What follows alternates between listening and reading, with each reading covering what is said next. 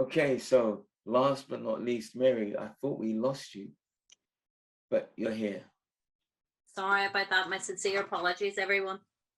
That's okay. Did you forget about us? Tony, I don't believe you could even ask that question. How could I forget about my lovely community? Okay. It was a complete oversight. I did not see the communications, and I apologize profusely. I'm here in a heartbeat.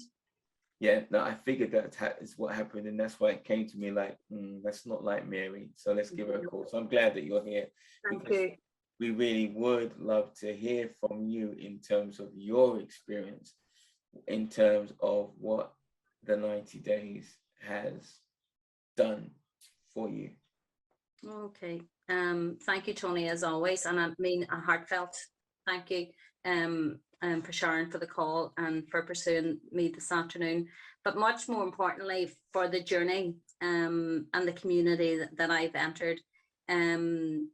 All of you know that my journey here wasn't without its trials and tribulations, a pre-hospital admission, trying to do my 5-day challenge with Tony and his perseverance to bring me on to the 90-day challenge. And my goodness, when you look back at hindsight and the spirituality and the importance of divine intervention and timing, it was so needed on so many levels. I'd hit the proverbial wall physically, emotionally, mentally, and I have used the life book to start. I took it to work with me today. I've used it to transfer it. You're on mute, Mary. It in terms of spending that translation of spending and nourishing time with my family, my young children, and use a term, Tony, and it's resonated with me so much, living, not existing, and doing things for the first time, spending time with my mum on her ill health journey and being more mindful of where she is and listening and providing that space and time. She recognizes it, the kids recognize that shift in energy. My family, my older brother, the people I work with, but with only you, Tony, your guidance, your spiritual nature that transcends every communication, every deliberate thought, how you frame, how you psychologically hold us all in a safe space. I love the journey we go on our book club. I know this journey is only beginning, and you talked about the importance of nurturing yourself. I was very blessed when I had Beverly, and my goodness, I prayed for someone that I would receive whoever was meant for me, and my goodness, have I been blessed in so many ways, in terms of her spirituality and her groundedness, in terms of her sincerity, and about now being more mindful of being in a productive state, that masculine and feminine energy that I'm more connected with, and that sense of truth and what is real. And Tony, you had talked about it in essence in every meeting that we have about getting that balance and that fundamental. And I love when you said the nuggets about the spirituality laws, and I'm thinking, Tony must have a journal of all of these, and I'm busy writing every time he gives me one of these, because within that there's a vortex of energy, and my goodness, it just blows me away thinking I am the age I am, and I'm only learning about this now. And in some way, it's about rewriting the program that's been in my head for so long, and creating a greater degree of accountability and guidance. Definitely, I would agree in terms of what Sharon said, faith, spirituality. It has become more empowering, and that vision and working with people. And I love it.